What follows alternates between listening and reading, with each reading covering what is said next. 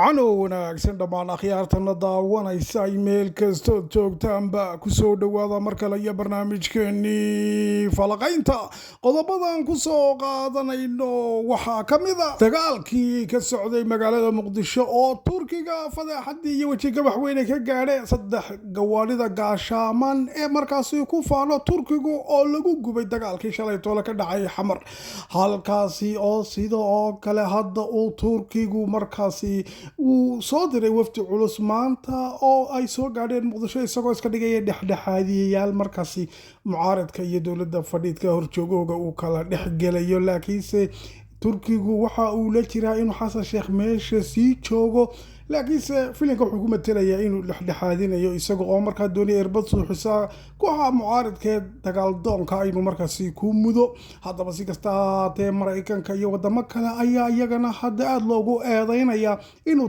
turkigu beer la xawlsanayo gaar ahaan maraykanka ayaa lagu eedeynayaa in markaasi jaaniska uu haysto inuu somalilan aqoonsado oo uu markaa la shaqaysto buqcadda istaraatiijiga ay leedahay markaa somalilan uu ka faa'iidaysto uu ka doorbidayaba layidhi loobinka iyo markaasi beerlaxawsiga turkiga iyo masaarida iyo sacuudigu ay markaasi kamanka u garaacayaan inaanu somalilan aqoonsanin na ay doonayaan israa'iil ayaa waxaa iyaduna soo saartay markaas inay somalilan ay ka mid tahay 5 dal oo ka qayb qaatay dagaalkii iiraan oo markaasi guusha ugu weyn ee israa'iil ay ka gaadhay la sheegay in ay somalilan iyo azerbaijan wadamo ay ka mid yihiin ay ka caawiyeen wargeyska ama warbaahinta ugu waaweyn reer galbeedka ee CNN-ta ayaa waxa ay baahisay warbixin ay ku qaadaadhigayso in ay somalilan ka mid tahay meelaha aadka ka caawiyey israa'iil dagaalkaasi in ay guulo waaweyn ka gaadhaba lagu yidhi warbixinta oo sida oo kale wargeyska Times of Israel uu isaguna daabacay dhinaca kale waxaan ku soo qaadanaynaa barnaamijka xaalad amni xumo iyo markaasi mudaharaadyo ka dhacay shalay toole gobolka saaxiga magaalada sheekh halkaasi oo sida oo kale madaxweyne biixi uu maanta galka seefta kala baxay oo eedeymo xoogan ugu jeediyey xagga xukuumadda iyo gaar ahaan madax dhaqameed la sheegay in la koolkoolinayo madaxa ay u salaaxaysa xukuumaddu kaasi oo madaxweyne biixi uu sida oo kale sheegay in horta isagoo tacsi waxa uu diray madaxweyne biixi madaxweyne hore Somaliland qoyska markaasi ay ka baxeen iyo eheladii labadii marxuum ee shalay toole ku dhintay mudaharaadkaasi kaasi oo mid ay ahayd suldaan qabiile habariyartii haddaba waxa uu markaa sheegay oo eedda oo dhan dusha ka saaray xukuumadda uu sheegay markaa dhayalsi iyo markaasi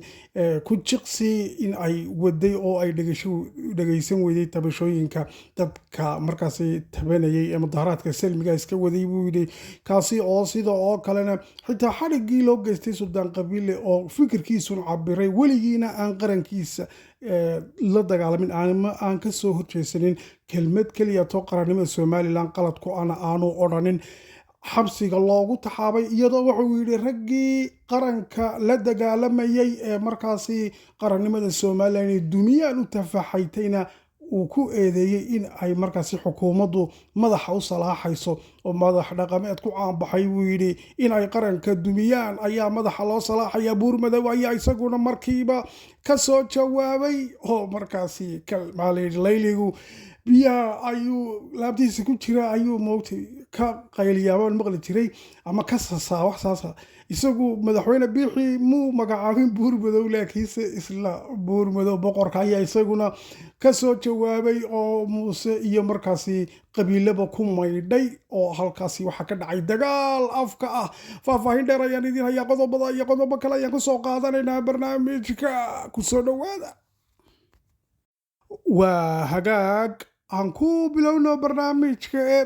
waxaa hadda la sheegayaa in aan wax dagaala oo buuran horta maanta aanu ka dhicin dhinaca iyo xamar oyn ogeyn shalay toole dagaalkii ugu xooganaa inuu dhacay ilaa daraad oo dagaal muddo 2 maalmood ku socday halkaasi uu ka socday kaasi oo markaa hubka noocyadiisa kala duwan la isku adeegsaday turkiga ayaa horta halkaasi fadeexadii ugu weyneed ay ka soo gaadhay oo gawaari uu caalamka oo dhan ugu sheekayn jiray xabaddu ma karto oo lama gubi karo ayaa la sheegay horta 3 in markaasi keliyaha laga toogtay oo gabi ahaanba ay hoolceen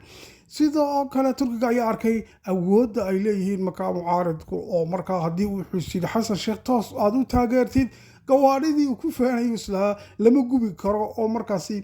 xasanna kursigaad kusii hayn karta ayaa horta indhaha ay u jeexeen kooxihii mucaaridka runta marka la sheegayo taasi oo keentay baa layidhi durtaba turkigu inuu luuqadii uu ku hadlayay uu bedelay oo hadda walaaltinimada iyo dhexdhexaadinta ayuu soo tafaxaytay maanta ayaa la sheegay in ay soo direen markaasi wafti kaasi oo ay sheegeen inay doonayaan inay isku soo dhaweeyaan dhinacyada halkaasi ku dagaalamay si markaasi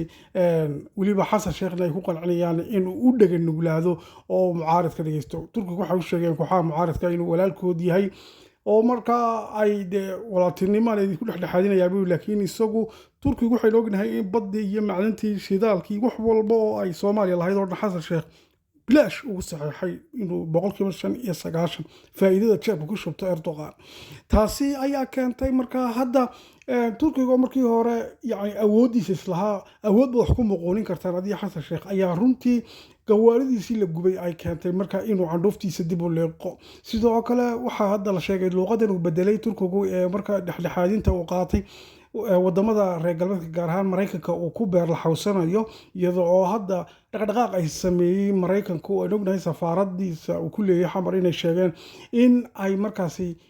tallaabo ay qaadi doonaan waliba wixii midnimada Soomaaliya lagu yeeri jiray lagu kala tagi doono oo markaa iyaguna go'aan adag ay qaadan doonaan oo ay ka shalayn doonto markaasi kooxaha xamar fadhi taasi oo lagu macneeyay in doonayay markaasi Soomaaliland aqoonsigeeda miiska ayaan saaraya inuu uga jeeday oo yani hadalkaasi mu ka soo baxay kadib oo kii dagaalka qaboojiyay xasan sheekh ee wada hadallada aqbalay على كل حال تركيا أيام مركزي أرجع سوسو دح توريا اللي هي وحنا أي وضعان تركيا iyo markaasi qolyaha carabta kamid yihiin masaarida iyo Sacuudiga inaanu Mareykanku aqoonsiga Soomaaliland ku degdegin oo aan aqbalin oo markaa iyagu arrimaha walba oo Soomaaliya ka rabo markaa u fududeyn doonaan gaar ahaan Turkigu xitaa wuxuu ballan qaaday shidaalka 95% ee la siiyay ee loo saxeexay Turkiga inuu la shirkadaha Mareykanku وبركو كسينيو ومرايكن iyo Turki ay qaybsan doonaan ayuu xitaa miiska soo saaray baa la yiri oo isagoo markaasi ku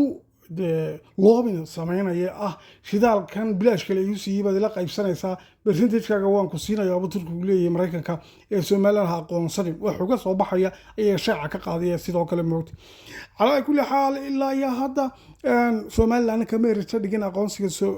ka sugayso Mareykanka oo waxa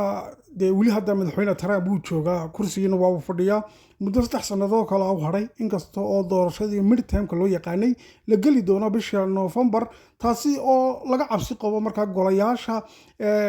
magta sharci dejinta ee dalkaasi Mareykanka in laga yaabo in xisbigan madaxweyne Trump ee Republicanka lagaga awood bato oo kooxihii nin uu naagtay ahaan jiray dimuqraadigu ay soo noqdaan kuwaasi oo ilhaad Umar ka amar qaata oo markaa aqoonsiga Soomaaliland aad uga hor yimaado la dagaalama cabsida kaliya jirta horta waa taasi baa leeyahay si kasta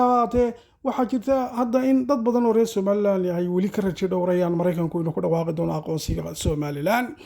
wagaag haddaba Israa'iil dhinaca kale iyadana waxa ay CNN ka soo tabisay in guulihii ugu waaweynaa ee ka gaadhay markaa dagaalkii Iran ay sidoo kale ka caawisay aqoonsiga ay Soomaaliland siiyeen iyo wada shaqayntii ay la lahaayeen kaasi oo sheegeen in markaa ay ka faa'iideysatay Israa'iil oo ciidamo badan oo xagga sirdoonka iyo warwareynta iyo markaa teknolojiyada casriga ah ee markaa xagga dagaalada ay markaa ka qayb qaateen oo keeneen markaa xeebaha Soomaaliland halkaas ay dagaal ka fuliyeen bay yiraahdeen sida ay ku faafisay TV-ga CNN oo sida oo kale ay ka soo xigteen wargeyska Times of Israel oo soo daabacay barnaamijka intaas ku dhayo nabadgelyo